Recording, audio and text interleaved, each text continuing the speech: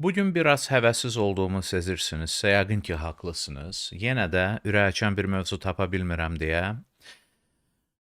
əvəzinə Azərbaycan gündəliyini təşkil edən mövzularla çıxıram qarşınıza. Mövzularda heç ürəkaçan deyil, təəssüf, təəssüf.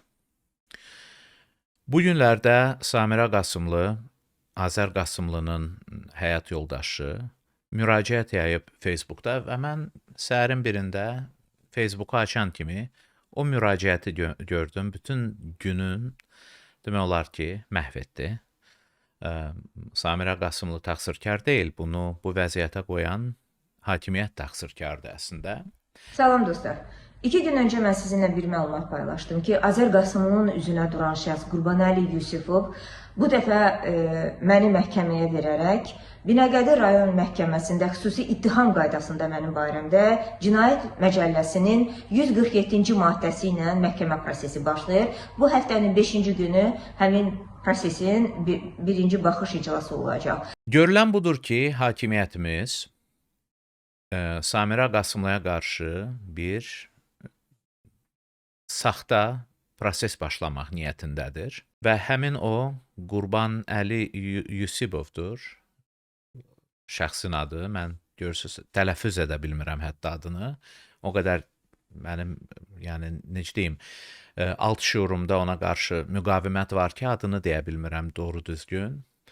Bu şəxs indi xüsusi qaydada müraciət eləyib, şikayət yönləndirib və bu şikayətə bütün dövlətin bütün işləri qalıb kənarda indi Samirə Qasımlıya qarşı bir saxta apar-topar bir iş başlayacaqlar. Mən belə anlayıram bunu.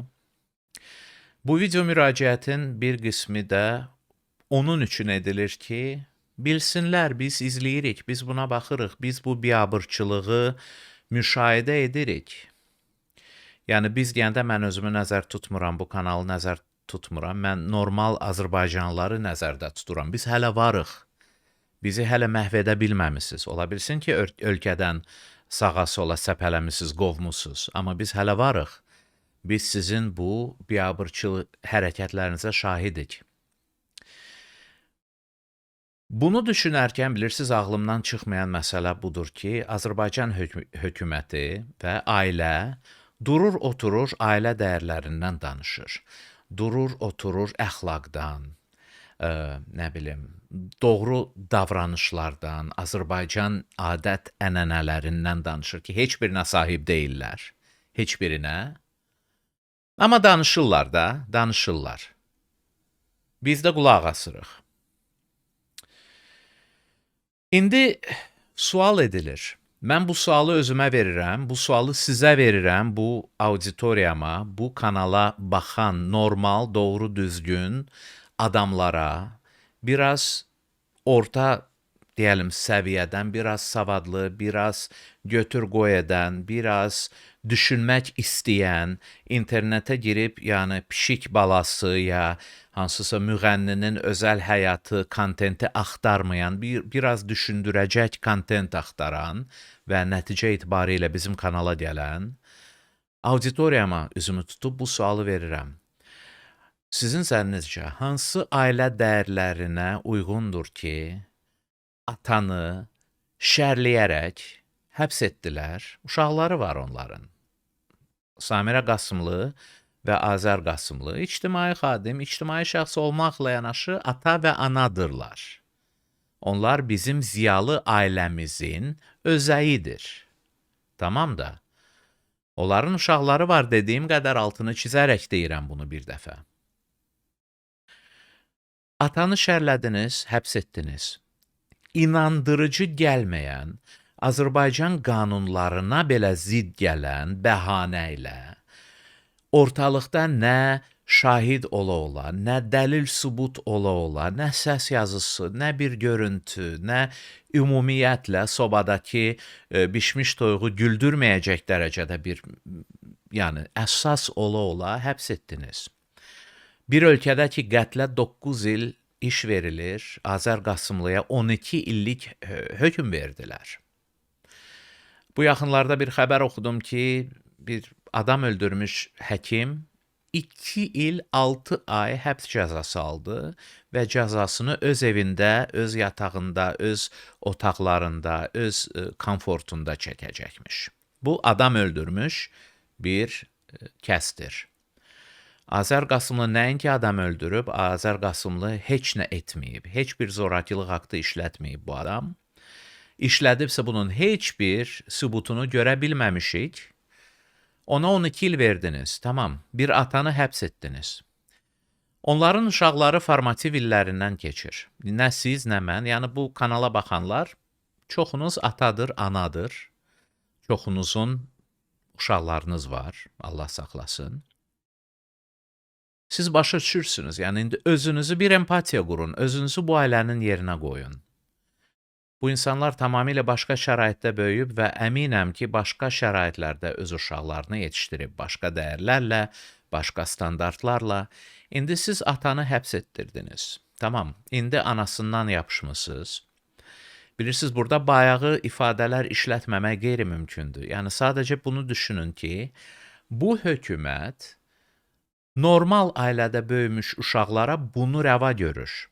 Atanızı həbs etdirmişəm, yalanla, şərlə, indi ananızdan yapışmışam, indi bunun axırı nə olacaq bilinmir. Samirə Qasımlı yaydığı videoda dedi ki, o xaricə getməyi planlaşdırırdı və aeroportda onu saxladılar. Bildirildi ki, ona qarşı bir cinayət işi açılıb. Mən belə anladım bunu. İndi cinayət işidir, inzibati işdir, fərq eləmir, bilirsiniz.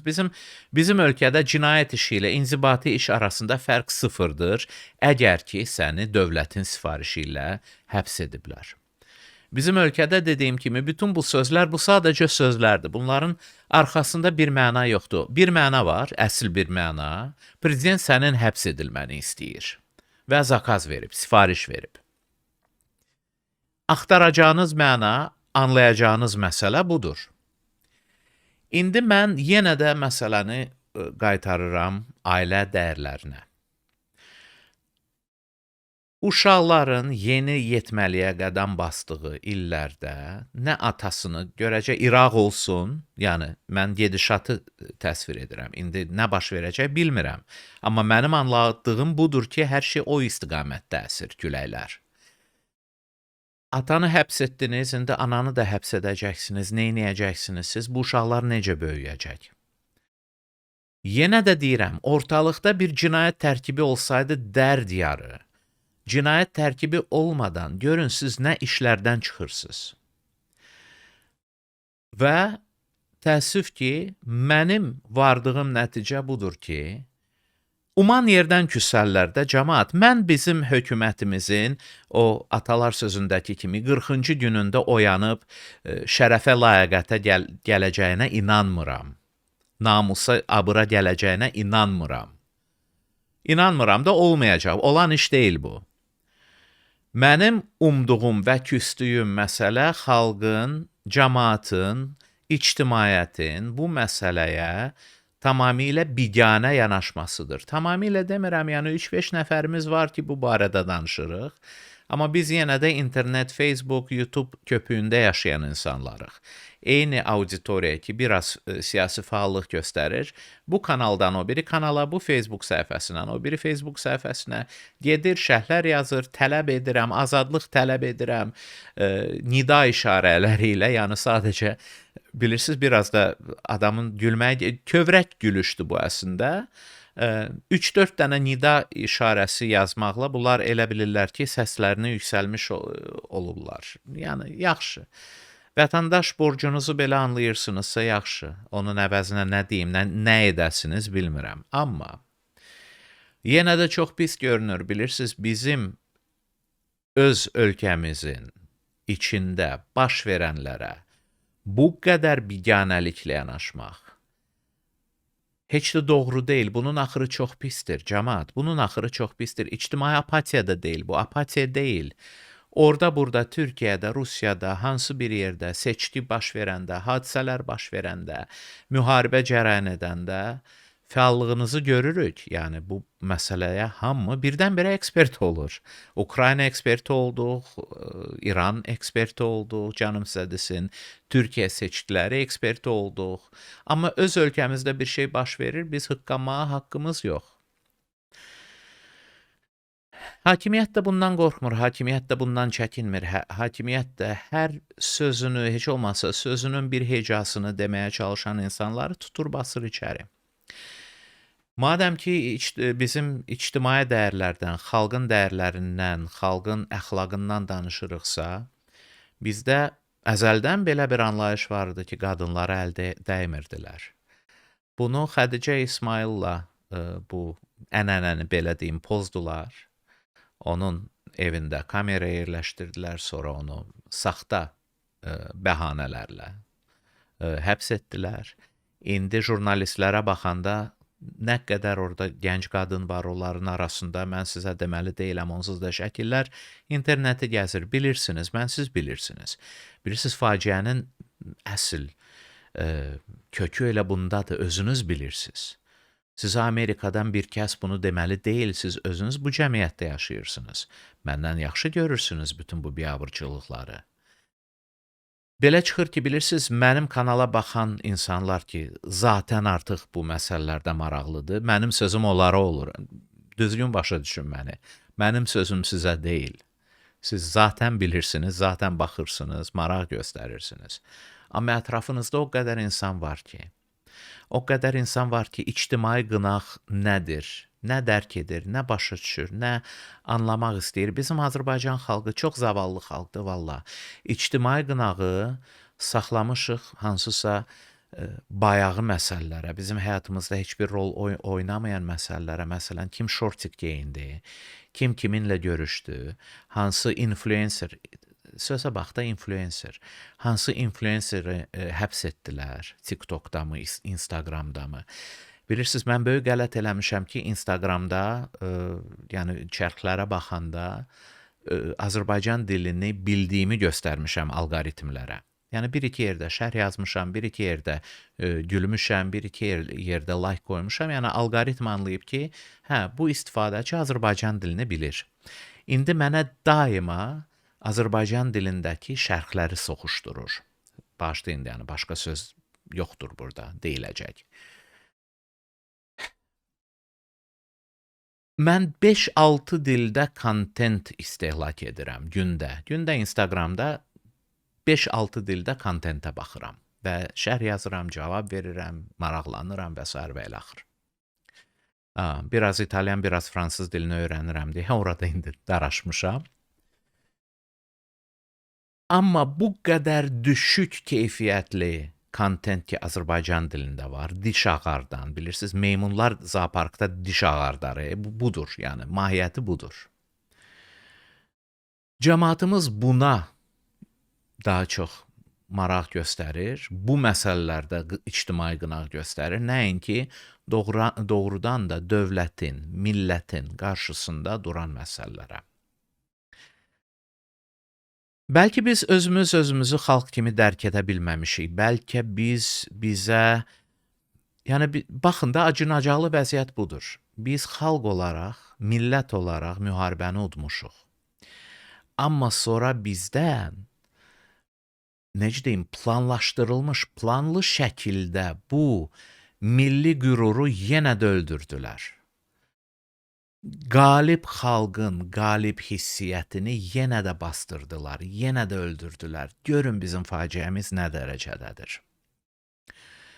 Yenə də qayıdıram Qasımlılar ailəsinin faciəvi şəkildəki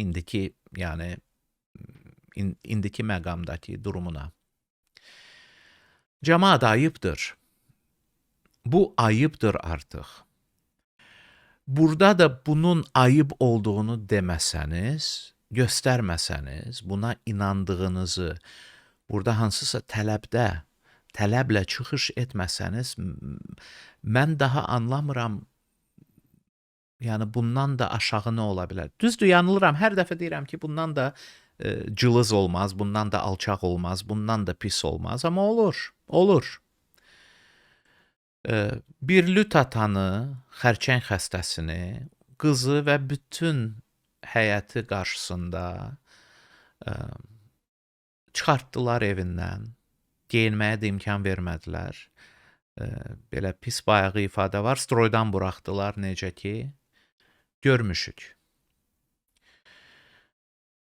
Cəmaatın, adi insanların evinə kamera yerləşdirib, onların hər özəl həyatı anlarını çəkib, televizorda ya internetdə yaydıqlarını görmüşük.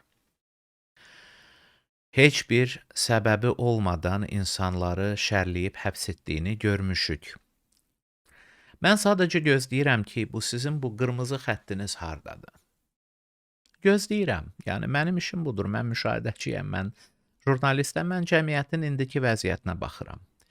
Çox maraqlıdır, siz nə zaman bura gələcəksiniz? Hökumətdən bir şey gözləmirəm, sizdən gözləyirəm amma. Xahiş edirəm, bu məsələyə mənə hər hansı bir münasibətiniz ola bilər. Mən hər kəsin xoşuna gələcək deyiləm. Bayağı ifadə işlətmək istəmirəm, amma hər kəsin xoşuna gəlmək kimi mükəlləfiyyətim də yoxdur mənim. Ola da bilməz. İşimin mahiyyəti bunda deyil. Kiminsə xoşuna gələ bilərəm, kiminsə xoşuna gəlməyə bilərəm. Hər ikisinə can sağlığı. Bizim birinci ledi demişdi. Amma mənə münasibətinizdən asılı olmayaraq xahiş edirəm, indi baş verən bu prosesə diqqət edin. İndi baş verən, indilikdə gözümüzün qabağında açılan bu acınacaqlı mənzərəyə bir baxın görün. Bir baxın görün bizim hökumət və bizim dövlət və bizim məhkəmə dediyimiz, nə bilim, icra edici dediyimiz bu hökumət sütunları nə oyunlardan çıxır. Mən də sizi kimi gözləyirəm görüm Samirə Qasımlıya nə kimi inanılmaz multiplikasiya filmi ittihamlar irəli sürüləcək. Onun yaxasından yapışıb nə istəyəcəklər. Belə. Utanmaq qabiliyyətim yox olub deyəndə həmişə məni yenə də utandırırlar. İndi görək, xeyirlisi.